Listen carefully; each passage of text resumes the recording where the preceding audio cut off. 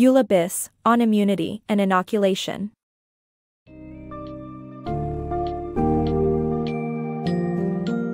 Embark on a captivating journey through the history, myths, and science surrounding vaccinations in Eula Biss' insightful book, On Immunity and Inoculation. This examines parental fears around vaccination, addressing concerns such as contamination, adverse effects on the nervous system, and allergic reactions.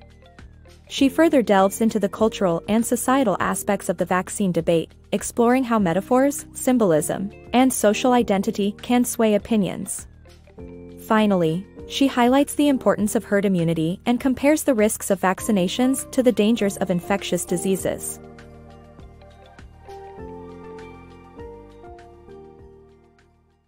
Myths and modern parenting. Ancient myths and fairy tales show that parents have always sought to protect their children but sometimes make decisions that end up harming them. Similarly, modern parents feel the pressure to make the best choices for their children, including regarding vaccinations. Despite the overwhelming amount of information available, it can be difficult to know what is truly best for your child. The history of parenting is filled with stories of parents going to great lengths to protect their children. Some of these tales include the goddess Thetis dipping Achilles into the underworld river Styx to make him invulnerable, only to later learn that she missed his heels, the king of Argos's attempt to keep his daughter pure, only to have her impregnated by Zeus disguised as Gold Rain, and the miller in The Girl Without Hands who unwittingly exchanges everything behind his mill, including his daughter, to the devil for riches. These ancient myths and fairy tales illustrate that parents have always tried their best to protect their children but sometimes make mistakes that result in harm. Modern parents can relate to this sentiment, especially when it comes to the polarizing topic of vaccinations. With so much information available, it can be tough to know which decision is best for your child. But just as parents throughout history have persevered, modern parents have the ability to make the best choices for their children based on the information available. Understanding vaccination skepticism. Misconceptions, controversies, and fears surrounding vaccinations. Despite advancements in medical knowledge, vaccines continue to draw skepticism, especially from parents. Historical vaccination risks, allergic reactions, neurological damage, immune system suppression, and other health-related concerns are some of the reasons parents are hesitant to vaccinate their children. Vaccines have long been considered lifesavers, yet vaccines in the past were associated with many risks and diseases like syphilis and tetanus. Currently, the Institute of Medicine closely monitors vaccine production to avoid such incidents. However, despite the numerous benefits vaccines offer, some parents are still hesitant about them. One fear is that vaccines cause autism or neurological damage. This fear can be traced back to a case study of 12 children published in 1998 by a British physician. The study connected the MMR vaccine with a severe behavioral syndrome, including symptoms of autism. Though the study was later retracted, concerns over vaccines and neurological damage remain. Other fears include the possibility that vaccines may overwhelm the immune system, causing immune system suppression, or that vaccines might cause asthma, other allergies, or multiple sclerosis. Despite the rarity of these occurrences, they contribute to skepticism about vaccines. Overall, this summary explains why some parents continue to hesitate when it comes to vaccinating their children, highlighting key issues and controversies tied to vaccination skepticism. Metaphors and misgivings of vaccination. Vaccinations are not only about proven facts, but also the metaphors people use to perceive them. Even though modern vaccinations no longer leave significant wounds, they are still an intrusion and often perceived as a violent invasion of the body. People use different terms to describe the act of vaccinating, which reflects their degree of violence. Vaccinations have also been associated with impurity, pollution, and sexual intrusion, as a foreign substance is injected into the body. These perceptions have a historical basis going back to primitive vaccinations, which left a scar that many viewed as the mark of the beast. Similarly, in 1882, an archbishop likened vaccinations to an injection of sin. In modern times, people have expressed unease about vaccinating young girls against STDs like hepatitis B or the human papillomavirus, HPV, fearing it might promote promiscuity. Thus, the metaphors and misgivings of vaccination largely determine people's willingness to vaccinate.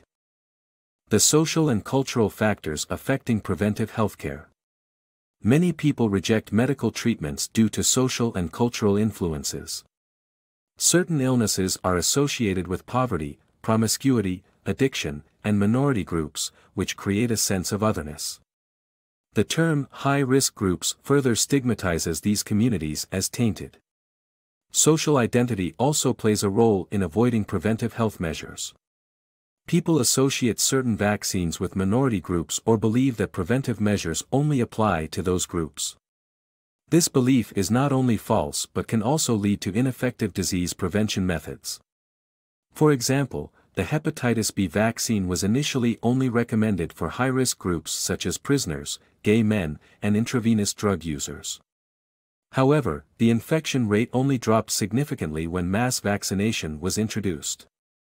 By understanding the social and cultural factors affecting preventive healthcare, we can address misconceptions and stigmatization to ensure that effective healthcare is accessible to everyone. The paradox of vaccinations. Vaccinations, despite being natural, are shunned due to pre-industrial nostalgia and fears of chemicals in highly industrialized countries. Some view vaccinations as unnatural, while preferring natural products, such as organic foods and cosmetics. However, immunity resulting from vaccinations relies on the body's natural immune system, and vaccines themselves are a group of biological drugs derived from living organisms. Instead, vaccines are often seen as a degradation of the innate purity of the body, especially in infants. Some parents have even resorted to purchasing infected lollipops online in their search for a more natural way to build immunity. Ultimately, this creates a paradox where a natural option is avoided in favor of an unnatural one. Distrust of vaccinations. Vaccinations may not be trusted due to historical exploitation and medical gender disparity. Former colonies may be hesitant about mass vaccinations due to their history of exploitation and abuse by Westerners. Citizens may perceive vaccinations as yet another act of imperialism or an anti-Muslim scheme. In Nigeria, the polio eradication campaign was halted due to suspicions that it was a Western plot to harm Muslim children. Anthropologist Mariam Yehia notes that Muslims in Nigeria associated the invasion in Iraq and Afghanistan with the invasion of their homes by vaccinators. Some even felt threatened, and in 2013, 9 polio vaccinators were shot. Additionally, vaccination campaigns have been used for sinister reasons, such as the CIA's use of a fake vaccination campaign to gather genetic material in Pakistan. Furthermore, vaccinations are associated with male-dominated academic medicine, which may lead to women choosing alternative medicine over vaccinations. Women were historically dominant in medical care, passing down knowledge of effective plant remedies for centuries. However, they were slandered and accused of being witches by academic male physicians who took control over medical care. This led to harmful medical practices such as mercury poisoning or letting patients bleed until they fainted. Understanding the historical background of medical gender disparity and exploitation in former colonies can help address the distrust of vaccinations. Rethinking vaccination language. Our choice to vaccinate is influenced by our choice of language. The use of war metaphors in talking about vaccines and immunity affects how we perceive and make decisions about vaccinations. Anthropologist Emily Martin found that not only lay people but also experts, including scientists, use militaristic language when discussing the immune system. The prevalent use of such language in books and media puts undue emphasis on the idea of fighting a disease. This combative imagery may make hesitant parents feel uncomfortable.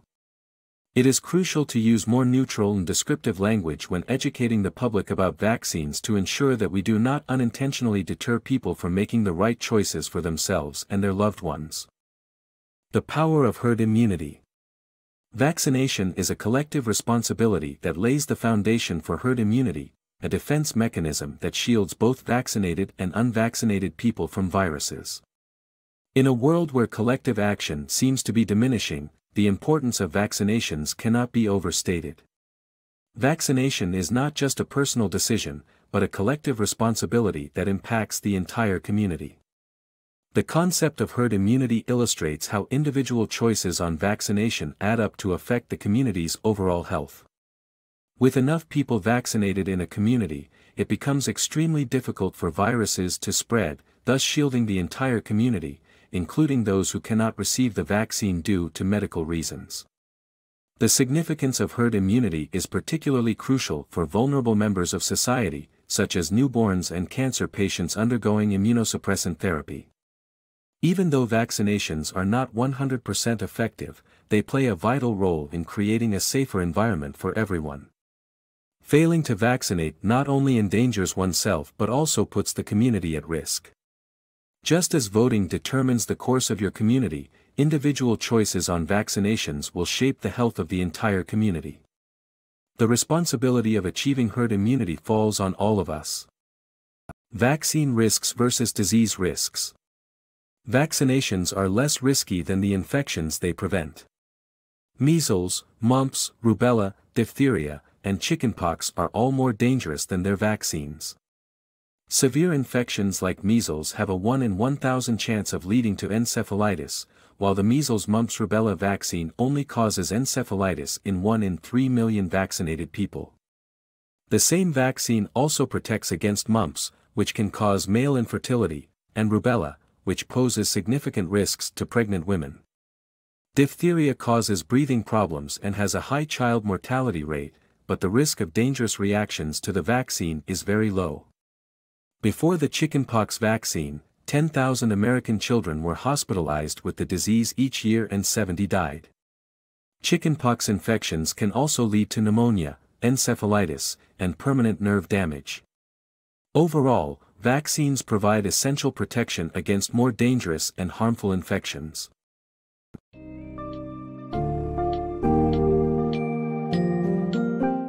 On immunity and inoculation, Eula Biss traverses the historical and cultural landscape of vaccinations, discussing parental fears of disease transmission and potential side effects. By looking into how language and metaphor influence perspectives on vaccination, Biss sheds light on the power of societal norms and biases in shaping public opinion. Additionally, she emphasizes the significance of herd immunity and presents a comparative analysis of vaccination risks versus the risks of infectious diseases.